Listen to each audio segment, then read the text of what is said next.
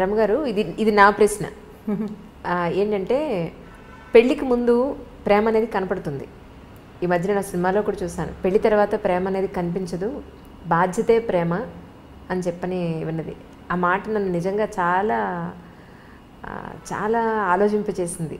ఏంటంటే, పెళ్ళయింది, ఒక అమ్మాయికి కొత్తగా అప్పుడే పెళ్ళయింది అనుకుందాం. ఆ హస్బెండ్ నుంచి జనరల్గా ఒక కామన్ అమ్మాయి ఏం ఎక్స్పెక్ట్ చేస్తుంది? సాయంత్రం వచ్చినప్పుడు తనతో చక్కగా ప్రేమగా మాట్లాడాలనో, ప్రశాంతంగా దగ్గర తీసుకోవాలనో, కాసిన పువ్వులు తీసుకురావాలనో, ఇద్దరు కలిసి గుడికి వెళ్ళాలనో, ఇద్దరే కలిసి ఏకాంతంగా ఉండాలనో, ఇవి ఎక్స్పెక్ట్ చేస్తుంది. కానీ రాను ఏదో సినిమాలో లేదా మన ప్రోగ్రాంలో కొత్తగా పెళ్ళైన ఆ బులబాటం, ఆ మోజు 1 year ఉంటుంది, ఆ తర్వాత అంతా ఇలాగే ఉంటుంది అన్నట్టుగా ఇక ఆ తర్వాత అంతా బాధ్యతలే కనపడుతూ ఉంటాయి. మళ్ళీ అలాంటి ప్రేమ కనిపించదా అంటే అప్పుడు ప్రేమ లేనట్ట, లేకపోతే పెళ్ళైన తర్వాత ప్రేమ కనపడదా? మీ ఉద్దేశ ప్రకారం ఏమిటి? మీరు 80s ప్రేమ కథలు అడుగుతున్నారు, లేటెస్ట్ అది కాదు ఇది. మా వాళ్ళదంటే నువ్వు ఇంకా అక్కడే ఉండిపోయావు. నిజం, ఇంకా పువ్వులు తెస్తాడు పెట్టుకునేందుకు. ఏ పిల్ల జడేసుకుంటుందో చెప్పండి? ఒకటి, ఆ జడేసుకోదు, ఉద్యోగం చేస్తుంది. ఒకటి, గుడిలోకి వెళ్దాము అనగానే వాడి పిచ్చివాడిలా తోస్తాడు అమ్మాయికి. మీరేం అనుకోకండి, ఇలా ఇప్పుడు జరిగే సంగతి అదే. గుడికి గోపురానికి ఉండదు, వీళ్ళు మాల్స్కి వెళ్తారు, సినిమాలకు వెళ్తారు, కలిసి సినిమాలకు వెళ్ళే పిల్లలు, జంటలు, ఇద్దరు కలిసి ఒకటే సినిమా, ఏదో ఫేవరెట్ సినిమా పెట్టుకుని చూసే జంటలు కోకొల్లలుగా కనపడుతున్నారు. ఒకళ్ళు క్యాబ్ బుక్ చేస్తారు, ఇంకొకళ్ళు సినిమా టికెట్లు బుక్ చేస్తారు. మీకు ప్రేమలు లేవు అని అనుకోవటానికి వీల్లేదు. పైగా ప్రేమ అంటే ఏమిటి? ఇలా మారిపోయిందా? మారలేదా మరి? అంటే ప్రేమ ఆ రూపంలో లేదు, వేరే రూపంలో ఉంది. అంటే మీరు అనుకునే రూపం, మీరు సినిమాటిక్ 80s సినిమా కథే చెప్తున్నారు మీరు. మీ క్వశ్చనే 80 క్వశ్చన్.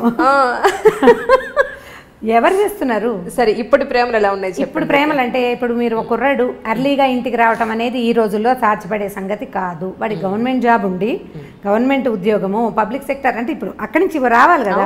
ఇప్పుడు రకరకాల సాఫ్ట్వేర్ ఉద్యోగాలు, రకరకాల హోటల్స్లోవి, లేకపోతే హోటల్ మేనేజ్మెంట్వి, ఈ ఉద్యోగాలు వాళ్ళందరి టైమింగ్స్ రాత్రి 9 తర్వాతే కదా. సాయంకాలం 5:30, 6 గంటలకి ఇంటికి వస్తాడు అనుకుందాం ఒక అబ్బాయి. అమ్మాయి ఏం పని పాట చేయదు, ఇంట్లో కూర్చున్న అమ్మాయిలు ఉన్నారా ఇప్పుడు? ఏదో ఒక చిన్నదో పొన్నదో ఉద్యోగం చేయాలనుకుంటుంది. అది చచ్చినో దేవుడా అన్నట్టు వస్తుంది. అప్పుడు వీడు చేతులేసి దగ్గర తీసుకుంటానంటే, చచ్చి వచ్చాను ఏమిటి నువ్వు చేతులు వేస్తావు అనరు? అవును అంటారా? అనరా? డెఫినెట్, ఖచ్చితంగా అంటారు. అవును కదా. ఇప్పుడు ఈ 80 ప్రేమ కహాని ఇప్పుడైతే నడవదు. అవును. ఇప్పుడు మనకు నడిచేది ఏమిటంటే, వీళ్ళిద్దరూ కొట్టుకు చావకుండా ఉండటమే ప్రేమ, అంతే. ఈ కొట్టుకు చావకుండా ఉండాలంటే నీ ఉద్యోగం టైమింగ్స్ వేరు, నా ఉద్యోగం టైమింగ్స్ వేరు. మీ ఆఫీస్లో హాయిగా ఉంటుంది, మా ఆఫీస్లో కాల్చుకు తింటున్నారు, ఇలాంటి పాయింట్లు. లేదా నీకు ఉద్యోగం, నీకు ఒక 15,000 జీతం పెరిగింది, నాకు 10,000 పెరిగింది, అలాంటి విషయాల మీద పోట్లాడుకోకుండా ఉండి వీళ్ళు పేరెంట్స్ని ఎంతసేపు మధ్యలోకి తీసుకొచ్చి మీరు పెళ్లి చేశారు. ఇది ఇప్పుడు లవ్ మ్యారేజ్ అయితే వేరే కథ అనుకోండి. ఇప్పుడు అరేంజ్డ్ మ్యారేజ్ అయితే అమ్మ నాన్న చేరుతుంటారు కదా మధ్యలో, వాళ్ళని ఎంతసేపు ఏమంటారు పంచాయతీలకు పిలవకుండా ఉంటే దాన్నే ప్రేమ అనుకోవాలి ప్రస్తుతం. ఏ పంచాయతీ లేదంటే వాళ్ళు ప్రేమగా ఉన్నట్టు. మీకు ప్రేమ అంటే ఇబ్బంది పెట్టకుండా ఉండటము ప్రేమ, అంతేగాని సినిమా చూపించటమో, బయటికి తీసుకెళ్ళటమో, ఏదైనా తినిపించటమో దాన్ని పూర్తి స్థాయి ప్రేమగా అనుకోవటం మనకి వీల్లేదు. ఇప్పుడు ఇబ్బంది పెట్టకూడదు, సతాయించకూడదు, ఎంతో కొంత హెల్ప్ఫుల్గా ఉండటం, దాన్నే ఈ రోజుల నాటికి ప్రేమని అనుకోవాలనిపిస్తుంది నాకు.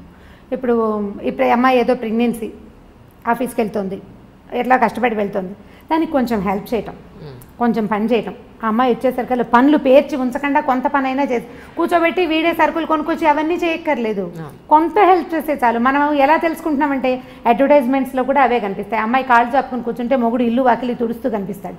అది చూసి వీళ్ళు నువ్వు అలా తుడవట్లేదు అంటే ఎవరు తుడుస్తారు? ఎక్కడైనా జరుగుతుందా అట్లా? ఎక్కడా జరగదు. నువ్వు ఒళ్ళంచకుండా కాళ్ళు చాపు కూర్చుంటే నీకు నార్మల్ డెలివరీ ఎలా అవుతుంది? నువ్వు పిల్లడికి పాలిచ్చి ఎలా పెంచుకుంటావు? నువ్వు 4 పనులు చేసుకుంటేనే బాగుంటుంది. పనులు 4 చేసుకుంటే అన్ని రకాల పనులు చేసి నువ్వు చెయ్యలేని పనికి అతని సహాయం తీసుకోవాలి. చేయగలిగే పనులకి సహాయం తీసుకుని కాళ్ళు చాపు కూర్చోవాలంటే ఏం పద్ధతులు అవి? దాని ప్రేమ అని అనడానికి వీల్లేదు, ఓవరాక్షన్ అని. అంత ఓవరాక్షన్ చేయక్కర్లేదు. ఇబ్బంది పెట్టకుండా ఉండటమే ప్రేమ అని నేను భావిస్తాను. స్టవ్ మీద పాలు పెట్టాం, పాలు పొంగుతున్నాయని హాల్లో నుంచి చెప్పకూడదు. ఆవిడేదో పని చేసుకుంటుంటే మగవాడు వెళ్ళి స్టవ్ ఆపాడండి, అది ప్రేమ. లైట్ ఫ్యాన్ వదిలేసావు అని అనకుండా వీళ్ళు అటు నుంచి వస్తూ లైట్ ఫ్యాన్ వదిలేసి చాలామంది ఏం చేస్తారంటే అక్కడ చూసి వచ్చి హాల్లోకి వచ్చేసి ఆ గదిలో లైట్ ఫ్యాన్ ఎవరి కోసం తిరుగుతున్నాయి అని అడుగుతారు. అవును కదా, దాన్ని ప్రేమ అనరు. ఆపేసి ఫ్యాన్ వదిలేసి వస్తున్నావు కరెంట్ వేస్ట్ అని క్లాస్ తీయచ్చు, దీని ప్రేమ అనిపించుకుంటుంది. కొంచెం క్లాస్ తీసే ప్రేమ పర్వాలేదు, ప్రైవేట్ క్లాసులు తీసే ప్రేమలు కూడా కొన్ని ఉంటాయి. నువ్వు అన్నీ ఇలాగే చేస్తున్నావు ఈ మధ్య అని వాళ్ళు ఆ పని చేసేసి చెప్పడం. ఇప్పుడు ఇది కూడా చేయకుండా ఏమీ చేయకుండా ఉంటే మాత్రం దాని ప్రేమ అనడానికి వీల్లేదు. ఇంత మాత్రం ప్రేమని ఈ రోజుల్లో ఎక్స్పెక్ట్ చేయొచ్చు. అంతేగాని సినిమాటిక్గా సాయంకాలం అయ్యేసరికల్లా వచ్చేసి మనకు పనులు చేసి పెట్టేసి మన బయటికి తీసుకెళ్ళేసి వాడు ఎంత చచ్చిపోతున్నారు, ఇవాళ రేపు ఉద్యోగాల్లో ఎంత స్ట్రగుల్ అవుతున్నారు. ఉద్యోగాల్లో పోటీ, ట్రాఫిక్లో హడావిడి, ఎంత బాధపడుతున్నారో. పైగా ఎంతసేపు నెల తిరిగేసరికి వచ్చేసే ఈఎంఐలు, ఈ లోన్లు, క్రెడిట్ కార్డులు, అవన్నీ మన వెసులుబాటు కోసం ప్రతి వస్తువు పదునైన కత్తే కదా. క్రెడిట్ కార్డు ఎంత సంతోషంగా ఉండేదో కొత్తల్లో. అది కట్టేటప్పుడు రక్తాశ్రువులు వస్తాయి, రక్తగని మనకి దుఃఖం వస్తుంది, బాబోయ్ ఇదంతా కట్టాల్సి వస్తుంది. వాడుకుని గీసేసేటప్పుడు గొప్ప సరదాగా ఉంటుంది. మా వాళ్ళని ఎత్తుపట్టు ఏమంటే ఆల్రెడీ మీకు అనుభవం అన్నట్టుంది అదిగో కదా. ఇవన్నీ పదునైన కత్తులు ప్రతిదీను. ఈ కత్తుల్ని హ్యాండిల్ చేయటమే కష్టం. ఇప్పుడు మగవాడు ఒకడు ఉద్యోగం చేసి ఆడవాళ్ళు ఇంట్లో కూర్చుంటుంటే వీళ్ళకి ఏమనిపిస్తుంది, శని ఆదివారాలు సెలవులు రాగానే వీడు మన బాగా తిప్పేయాలి, అక్కడికి తీసుకెళ్ళాలి, ఇక్కడికి తీసుకెళ్ళాలంటే ఈ 5 రోజులు చచ్చి ఉండి పైగా ఈ వర్క్ అంతా శనివారం రాత్రి లోపల సోమవారం పొద్దుటికొద్ది రిపోర్ట్ అందించేసేయాల్సిన ఉద్యోగాలు ఉంటాయి. వాడు ఏం సరదా పడతాడు పాపం. వాళ్ళు ఎలా సరదా పడగలుగుతారు? ఫ్రీగా ఉండటానికి వాళ్ళకి పెద్దగా అవకాశం లేదు. అసలు మన ఉద్యోగ వ్యవస్థే పరమ దౌర్భాగ్యంగా ఉంది. ఇప్పుడు వర్కింగ్ అవర్స్ బాగుండట్లేదు కదా, వర్క్ కల్చర్లు బాగుండట్లా. వాడు స్ట్రెస్ ఫీల్ అవుతుంటాడు. వాళ్ళు ఏమనుకుంటారు, మగవాళ్ళు ఏమనుకుంటారు, వీళ్ళు మనని రిలాక్స్ చేయాలి, ఆడవాళ్ళ వల్ల రిలాక్సేషన్ రావాలంటే. ఇప్పుడు నేను సినిమాటిక్ మంత్రదండం, ఇది కూడా 80s 70sలో హీరోయిన్లు ఎన్ని కష్టాలైన పడి ఇంటికి వచ్చేసరికల్లా చక్కగా శుభ్రమైన ఇల్లు, తెల్లటి పక్కలు, మల్లె పువ్వులు లాంటి మంచాలు, ఇలాంటివి చాలా చదివేవాళ్ళం చిన్నప్పుడు. అలా మంత్రదండం లాగా చేయటము ఆడవాళ్ళ వల్ల కాదు.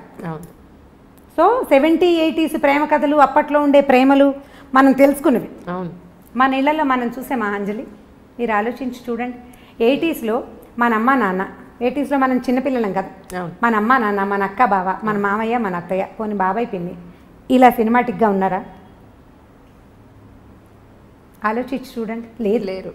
అప్పుడు బాధ్యతలు, పనులు విపరీతంగా, పనే పాట. ఇప్పుడు మనకి ఏమీ లేవు పనులు. మగవాళ్ళకి పనులు తక్కువే, ఆడవాళ్ళకి పనులు తక్కువే. మనకి విపరీతంగా ఉన్నది డ్రైవింగ్, పొల్యూషన్, స్ట్రెస్, ప్రతిదానికి అవే హెచ్చుగా ఉన్నాయి. మరి ఇప్పుడు అప్పట్లో బాధ్యతల వల్ల ప్రేమలు తక్కువగా ఉండేవి, సినిమాటిక్ ప్రేమలు లేవు. ఇప్పుడు స్ట్రెస్ వల్ల సినిమాటిక్ ప్రేమలు తక్కువగా ఉంటున్నాయి. మనం స్ట్రెస్సే ఎక్కువ తీసుకుంటున్నాం. ఇప్పుడు శని ఆదివారాలు ఉన్నాయనుకుందాం మన దగ్గర, పోనీ ఒక ఆదివారం ఉంది, దాన్ని సగం చేసుకోవడానికి ట్రై చేయండి. మనం ప్రేమని కొంచెం సినిమాటిక్గా సాధించగలుగుతాం. సగం చేసుకోవడం, పొద్దున పూట బయట తిరిగి, లేదా ఇప్పుడు బఫే బ్రేక్ఫాస్ట్లు అవి కనపడుతుంటాయి ఊళ్ళల్లో, సిటీలోనే టౌన్స్లో కూడా ఉన్నాయిలేండి. విజయవాడ, గుడివాడ కూడా ఏం తీసుకోలేదు హైదరాబాద్ కంటే. అవి ఆదిలాబాద్లో లేదు కానీ మన నిజామాబాద్ అలాంటి ఊళ్ళల్లో కూడా ఉన్నాయి. పగలు మధ్యాహ్నం దాకా మీరు ఎంజాయ్ చేద్దాం, ఎక్కడికైనా వెళ్దాం, ఎవరింటికైనా వెళ్దాం, గుడికి గోపురానికి వెళ్దాం, సాధ్యమైనంత ప్రేమగా ప్రవర్తించడానికి ట్రై చేసి మధ్యాహ్నం నుంచి మగవాళ్ళని వాళ్ళ వర్క్ వాళ్ళని చేసుకొని ఇస్తే అటే కొట్లాడుకోకుండా మనం కొంత ప్రేమ కథని సాధించగలుగుతాం. ఎంతో కొంత. ఇది కష్టం, చాలా కష్టం అండి, నిజం. పని పూర్తి చేసేసుకోండి, తర్వాత నేను బజార్ వెళ్దాము అని పాతకాలపు హీరోయిన్లలాగా మనము చెప్పలేకపోతాం. రుసరుసలాడుతూ ధుమధుమలాడుతూ ఉంటాం. వారం నుంచి చూస్తాను, నువ్వు ఎప్పుడు పని పెట్టుకుంటావు, దిక్కుమాలిన ఆఫీసు. అయితే అదే దిక్కుమాలిన ఆఫీసు మనకు అన్నాన్ని, పువ్వుల్ని, వీటిని ఇస్తుందని మనం అనేటప్పుడు మనకు గుర్తురాదు. న్యాచురల్ కదా, నేను చెప్పలేదా, నోరు పదునుగా ఉంటుందని. నాలిక బహుపదునైనది, అది ఏమంటుందో దానికే తెలియదు ఒక్కొక్కసారి. ఏమంటున్నామో మనకు అర్థం కాదు కదా, ఉద్వేగం వచ్చేస్తుంటుంది లోపల నుంచి. ఆ వచ్చే ఇరిటేషన్ తోటి మనం ఏదో ఒకటి మాట్లాడతాం. అవన్నీ రేపొద్దున ఆయుధాలుగా మన మీదే సంధించబడతాయి. నువ్వే మానేమన్నా ఉద్యోగం అంటే, వెధ ఉద్యోగం మానేసేయి అంటాం అనుకోండి. ఉద్యోగం సీరియస్గా జాబ్ మానేస్తే అప్పటి నుంచి రోజు బెంగగానే ఉంటుంది, ఎప్పుడు మంచి ఉద్యోగం వస్తుందో అన్న టెన్షన్ కదా. సో ఇది అంత ప్రేమను సాధించలేము మనం. కొద్దిగా ఆలోచించి ఈ రోజులకు సరిపడా పువ్వులు అవి ఎక్స్పెక్ట్ చేయకూడదు. హిందీ సీరియల్స్ మీరు చూసారో లేదో, మేము ఆ మధ్య బాగా చూస్తుండేవాళ్ళం. మా పని మనిషికి చాలా ఇంట్రెస్ట్, రాగానే సీరియల్ పెట్టి అంటుండే, అది చాలా బాగుందని. వాడు ఇంటికి రాగానే కుర్రాడు గులాబీ పువ్వు పట్టుకొచ్చిస్తాడు. రోజు ఏం చేస్తారు మావారు అంటాడు, చెవిలో పెట్టుకోమంటున్నాడు. ప్రతిరోజు ఒక గులాబీ మొగ్గ పట్టుకొచ్చి ఇస్తుంటాడు. అంటే బయట నుంచి వచ్చేటప్పుడు పువ్వులు పట్టుకొచ్చి ఇవ్వటం, ఆవిడని శాంతింప చేయాలంటే పువ్వులు పట్టుకొచ్చి ఇవ్వాలి. మా పని మనిషి అడిగేది, అమ్మ మనం ఒక మూర కొంటే సరిపోతుంది, ఈ బంచి ఏ 100 రూపాయలు ఉంటుంది, మూర 10 రూపాయలకి వస్తుంది. తమిళ సినిమాల్లో కనిపిస్తాయి పువ్వులు పట్టుకొచ్చి ఇస్తూ ఉండటం. ఇవాళ రేపు మన సినిమాల్లో చాలా తగ్గిపోయినాయండి సినిమాటిక్ వేషాలు. సినిమా వాళ్ళు కూడా ఇవాళ రేపు వేయటం మనం ఎందుకు మానేశారు. మీరు ఆలోచించండి, నాకు అస్సలు గుర్తులేదు. నేను బాగా ఆలోచిస్తాను. నేను మా చిన్నక్కయ్య దగ్గర ఉండేదాన్ని. మా బావ ఎప్పుడైనా పువ్వులు తెచ్చిచ్చిన సంఘటనే నాకు జ్ఞాపకం రాదు. బాగా ఎంత ఆలోచించిన అవి చూసినప్పుడల్లా అనుకుంటాం, మా అక్కయ్యలు బావలు ఏమిటి ఇలా ఎప్పుడు చేయలేదు. ఇప్పుడు ఎలా చేస్తారు, ఇప్పుడు కూడా చేయరు కదా, అది చేయలేం. ఓకే, అవి కేవలం సినిమాటిక్ థింగ్సే. అప్పుడప్పుడు ఒక్కొక్కసారి జరుగుతాయి జీవితంలో. బట్ అదే ఇప్పుడు మన దగ్గర అయితే క్యాండిల్ లైట్ డిన్నర్కి తీసుకెళ్తాము, డిన్నర్లకు తీసుకెళ్ళి ఇంకెక్కడికో తీసుకెళ్తాము, ఇంకేదో చేయటం. ఆల్ సినిమాటిక్ యూనో, అంతే. నిజంగా అండి. అవి ఒకవేళ అవి చేసినా కూడా ఏమిటో విచిత్రంగా విడ్డూరంగా జరగకూడని సంఘటన ఏదో జరుగుతున్నట్టు అలా అనిపిస్తుంది. నిజంగా రమ్మగారు చాలా సంతోషంగా ఉంది. ఏంటంటే ప్రతి మనిషి జీవితంలో వచ్చి వెళ్ళే ప్రతి సంఘటన మనం ఆల్మోస్ట్ పుట్టినప్పటి నుంచి పెళ్ళై వృద్ధాప్యం వరకు అన్నీ మాట్లాడుకున్నాం. ఎన్నో తెలియని విషయాలు. మీరు వృద్ధాప్యం విషయాలు మాట్లాడలేదు. ఇప్పుడు ఉంది, అదొక్కటే ఉంది, అదొక్కటే పెండింగ్ ఉంది. వృద్ధాప్య విషయంలో మాట్లాడాలి. యాక్చువల్లీ పిల్లలు పెద్ద అయిపోయి ఒక కపుల్కి పెళ్ళైన తర్వాత పిల్లలు, వాళ్ళ చదువులు, వాళ్ళ ఉద్యోగాలు, పెళ్ళిళ్ళు అయిపోయి వాళ్ళు వెళ్ళిపోయాక మళ్ళీ అల్టిమేట్గా మిగిలేది ఈ పేరెంట్స్ ఇద్దరే, వైఫ్ అండ్ హస్బెండ్స్ ఇద్దరే. వృద్ధాప్యంలోకి వచ్చేసి ఒక 60-70 ఏళ్ళలోకి ఎంటర్ అయిపోయిన తర్వాత వీళ్ళు ఎక్కడో ఉద్యోగాల నుండి పొరపాటున వీళ్ళ ప్రాణం పుట్టుకుమంటే వాళ్ళు వచ్చేంత వరకు ఉండే ఈ వెయిటింగ్ చాలా బాధగా ఉంది రమ్మగారు. చాలా చాలా అసలు తలుచుకుంటే భయం ఇస్తుంది నిజంగా. రాణపల్లి గారు ఇష్యూలో ఆయన నాకు ఇంటర్వ్యూ ఇస్తాను ఒక 10 రోజుల క్రితమే మాట్లాడాను ఆయనతోటి. ఇంకా చాలా నీరసంగా ఉంది అంజలి, ఇంకొక 10 రోజుల్లో చేద్దాం అన్నారు ఇంటర్వ్యూ. తనికెళ్ళ భరణి గారు అదే అన్నారు, ఆయన చనిపోయారమ్మా, ఇంటర్వ్యూ అవ్వలేదు కదా, చేస్తుంటే మాత్రం నీదే ఆఖరి ఇంటర్వ్యూ అయి ఉండేది. ఇప్పుడు వాళ్ళ అమ్మాయి కోసం ఎదురు చూపులు, ఆయన బాడీని మార్చరీలో పెట్టాం, ఆ అమ్మాయి రావాలి, ఈయన అంత్యక్రియలు జరగాలి అని. ఎన్ని రోజులు వెయిట్ చేస్తారో ఏమో మరి నాకు తెలియదు, కానీ 2 లేదా 3 రోజులు. చాలా బాధగా ఉంది. ఈ అమెరికాలో ఫారిన్ కంట్రీస్లో సెటిల్ అయ్యే పిల్లల పేరెంట్స్ అందరి దుస్థితి అదే. ఇప్పుడు ఇదివరకు అనేవాళ్ళు ఎలా బతికామనేది కాదు, ఎలా పోయామనేది ఇంపార్టెంట్. బతకటం ఒక రకమైన బతుకు అనుకోండి, ఎట్లా కొట్లా. ఈ చనిపోయిన తర్వాత అసలు ఇలాంటి మాటలు మాట్లాడడానికి కూడా కష్టంగానే ఉంటుంది. వాళ్ళ పిల్లలు రాలేదు అంటే ఆ బాడీని ఇంట్లో పెట్టుకునేందుకు, వాళ్ళు చివరి క్షణం దాకా జీవించిన ఇంటికి ఇక దాన్ని ఉంచకూడదు. ఇలాంటి దుస్థితి ఎవరికీ రాకూడదు అనిపిస్తుంది. మా కజిన్స్లో, చుట్టాల్లో, చుట్టుపక్కల ఎదురుకుండా ఇళ్లలో అసలు మేము ఉన్న లైన్కి, రాళ్లపల్లి గారి ఇంటి పక్కనే బిల్డింగ్లోనే ఉండేది. ఈ ఎదురుకుండా లైన్ అసలు వృద్ధాశ్రమాలు అంజలి. అవి అందరి ఇళ్లలోనూ ఓన్లీ పెద్దవాళ్లే ఉన్నారు. పిల్లలందరూ ఫారిన్లో సెటిల్ అయ్యారు. ఈ పెద్దవాళ్ళు ఓపికగా ఉన్నన్నాళ్ళు సంవత్సరం వెళ్ళొస్తూనే ఉంటారు. 6 నెలలు ఉండొస్తారు, 6 నెలలు ఇంటికి వచ్చి ఇక్కడ ఉంటుంటారు. ప్రతి సంవత్సరం లేదా సంవత్సరం 2 ఏళ్ళు ఉండిపోయి మధ్యలో ఎప్పుడో ఇక్కడికి వచ్చినప్పుడు వీళ్ళల్లో ఒకళ్ళు పోతే రెండో వాళ్ళ పరిస్థితి వర్ణనాతీతం. వీళ్ళు ఏం చేయాలో తెలీదు, ఇక్కడ ఎవ్వరు ఉండరు, ఏ ఆసరా ఉండదు. ఇలాంటప్పుడే కదా మోరల్ సపోర్టు, పిల్లల సపోర్టు కావాలి. ఒంటరిగా దిక్కులేని పక్షుల్లాగా అయిపోతారు. వాళ్ళు వచ్చేదాకా ఈ బాడీ, ఈ శరీరాన్ని ఇంట్లో ఉంచలేం కదా, ఉంచే అవకాశం లేదు. అసలు మార్చురీలు ఎందుకున్నాయిరా అనిపిస్తే ఇలాంటి దానికోసం ఉన్నట్టు అనిపిస్తుంది. వీళ్ళని అక్కడ ఉంచటం, ఈ 2వ రోజుకే సాయంకాలానికే అవసరం మారిపోతుంది కదా మన పరిస్థితి. ఈ మారిపోయే పరిస్థితిని అవాయిడ్ చేయడానికి అక్కడెక్కడో పెడితే కనీసం పోయినప్పుడు ఒక ఇద్దరు వాళ్ళ పక్కన కూర్చొని ఏడ్చే పరిస్థితి కూడా లేదు కదా, అది కూడా లేదు. వీళ్ళు ఇంట్లో ఉండిపోతారు. కానీ వీళ్ళు ఏడిస్తే వీళ్ళని ఓదార్చడానికి కూడా ఎవరు మనుషులు లేరు, పిల్లలు లేరు, ఎవరో వస్తారు చుట్టాల పక్కలు ఉన్నవాళ్ళు. మా ఎదురింట్లో చూశాను నేను ఇలాంటిదే. రాళ్లపల్లి గారు పాపం ఆయన అక్కడ దిగి కారెక్కి వెళ్తుండేవారు ఎక్కడికైనా. నాకేం ప్రత్యక్షంగా వారితో పరిచయం లేదు, కానీ పక్కనే కదా బిల్డింగ్, దిగి వస్తుంటే చూస్తుండేవాళ్ళు. ఇప్పుడు వాళ్ళ అమ్మాయి వచ్చేదాకా ఆగాల్సిందే. ఎవరైనా ఇదే పరిస్థితి. ఈ అమ్మ నాన్నలు పెద్దవాళ్ళు అయ్యాక ఫారిన్లో సెటిల్ అయ్యే పిల్లలు ఆలోచించాలి దీని గురించి అనిపిస్తుంది నిజంగా. ఇప్పుడు వాళ్ళు పిల్లలు ఒక చోట ఉంటారు, వాళ్ళ పిల్లలు కూడా రేపు ఒక చోట, అంటే దీనికి పెద్ద ఇంపార్టెన్స్ ఇవ్వని మనస్తత్వాలు ఉన్నాయి అనుకోండి. అదేం పెద్ద ఇదేం కాదు. కానీ మనము ఆ స్థితిలోకి వచ్చాక కానీ కొన్ని విషయాలు మనకు అర్థం కాదు. మనం ఆ పరిస్థితిలోకి వెళ్తే కానీ అర్థం కాదు మనకి. ఇప్పుడు అర్థమయ్యాక మనం చేతులు కాలేక ఆకులు పట్టుకున్నట్టుగా అప్పుడు ఇంకా చేయగలిగేది ఏమీ లేదు కదా. కొంచెం ఆ పేరెంట్స్ పెద్దవాళ్ళు అయితే పిల్లలు ఇండియాలో ఉండి అని లేదా వాళ్ళు ఎక్కడుంటారు అక్కడే ఉండటం లేదా వీళ్ళని తమ దగ్గరే ఉంచుకోవటం లాంటిది ఏదైనా చేస్తే బాగుంటుందేమో అనిపిస్తుంది. వీళ్ళు అక్కడ ఇమ్మడలేకపోతారు పాపం, వీళ్ళు అక్కడ ఉండలేకపోతారు. వీళ్ళ ఎన్వైర్న్మెంట్కి ఒక అలవాటు పడి ఉంటాం కదా ఇది. అందుకని వీళ్ళు ఇక్కడ ఉండటం, వాళ్ళు బయట ఎక్కడో ఉండటం. ఇవి బయట కంట్రీస్లో సెటిల్ అవ్వటం పిల్లలంటే ముందంతా భలే సరదాగా ఉంటుంది. అంటే వీళ్ళు నడి వయసులో ఉండగానే పిల్లలు బయటికి వెళ్ళిపోతారు, రకరకాల వస్తువులు పంపిస్తారు, బోల్డ్ డబ్బు వస్తుంది. అంతకుముందు చిన్న డబల్ బెడ్రూమ్ ఇళ్లలో ఉండేవాళ్ళు పెద్దగా లావిష్గా పెద్ద పెద్ద ఇళ్ళు కొనుక్కుంటారు, ఓ వంట మనిషిని పెట్టుకుంటారు. చాలా ఇళ్లలో కనపడుతుంది సహాయానికి. అక్కడి నుంచి ఓ పని మనిషిని ఎవరినో పెడతారు, అక్కడికి ఇక్కడికి ట్రిప్పులు వెళ్ళొస్తారు, పిల్లలు ఫ్లైట్లు బుక్ చేసేస్తారు, వెళ్తూ ఉంటారు. ఓపిక సడలని అంతకాలము బాగుంటుంది, చాలా ఎంజాయ్ చేస్తారు జీవితాన్ని పిల్లలు. బయట అందరూ కాదు, 80% ఇళ్లలో జరుగుతుంది ఇట్లా. కొన్ని ఎక్సెంటిస్ ఏవో చిత్రమైన కేసులు జరుగుతాయి, అసలు పట్టించుకొని కొడుకులున్న వాళ్ళు కూడా కనిపిస్తుంటారు. కానీ లోక సహజంగా జరిగేది. వీళ్ళ ఓపిక తగ్గి ఈ ఇద్దరిలో ఒకళ్ళు దాటిపోయే స్థితి వచ్చినప్పుడు అప్పుడు వస్తుంది సమస్య. కరెక్ట్. ఇప్పుడు ఇంతకాలం ఎంజాయ్ చేసి పిల్లల్ని ఏమంటారు, మీరు మమ్మల్ని వదిలిపెట్టి వెళ్ళిపోయారు, దూరాన్ని ఉన్నారు అని అనలేకపోతారు. వాళ్ళ కోసం వీళ్ళు వెయిట్ చేయాల్సే వస్తుంది. ఇప్పుడు ఒక మంచి ఒక చెడు అవునండి పక్కపక్కనే ఉంటాయి కదా. ఈ పక్కపక్కనే ఉండటంలో ఈ పిల్లలు ఫారిన్ కంట్రీస్లో ఉండటం, భార్యాభర్త ఇక్కడ మిగిలిపోవటం ఒక లైన్గా జరిగిపోతూనే కనపడుతుంది. అసలు ఇదివరకు ఎక్కడో అక్కడక్కడ కనపడేది, ఇప్పుడు ప్రతి ఆల్టర్నేట్ ఇంట్లోనూ ఒక సమూహంలో సగానికి పైగా ఇలాంటివే ఉన్నాయి. మా అక్కయ్యల పిల్లలు కూడా మగ పిల్లలు ఫారిన్లో ఉన్నారు. మా పరిస్థితులు కూడా అదే. కొన్నాళ్ళు పోయాక మేము కూడా అదే లైన్లోకి వెళ్తామని అనిపిస్తుంటుంది. మా అక్కయ్యలు పెద్దవాళ్ళు కొంచెం చాదస్తంగా కాస్త ధోరణిగా బిహేవ్ చేస్తే ఓ 10 ఏళ్ళు పోయాక నేను కూడా ఇంతేనేమో అనిపిస్తుంది. 10 ఏళ్ళు అలాగే అవుతాం కదా. ఇప్పుడు మీరు పై వాళ్ళని చూసే అవకాశం లేకపోతే చాలా నేర్చుకోలేము అంజలి. మన ముందు తరాన్ని ఫ్రీక్వెంట్గా చూసే అవకాశం ఉంటే మనం జీవితాన్ని చాలా తెలుసుకోగలుగుతాం, చాలా నేర్చుకుంటాం, ఎక్కువ తెలుస్తుంది. ఇప్పుడు నాకు ఎక్కువ తెలియటానికి కారణం నా ముందున్న తరాలన్నీ నాకు క్లోజ్గా ఉండటమే.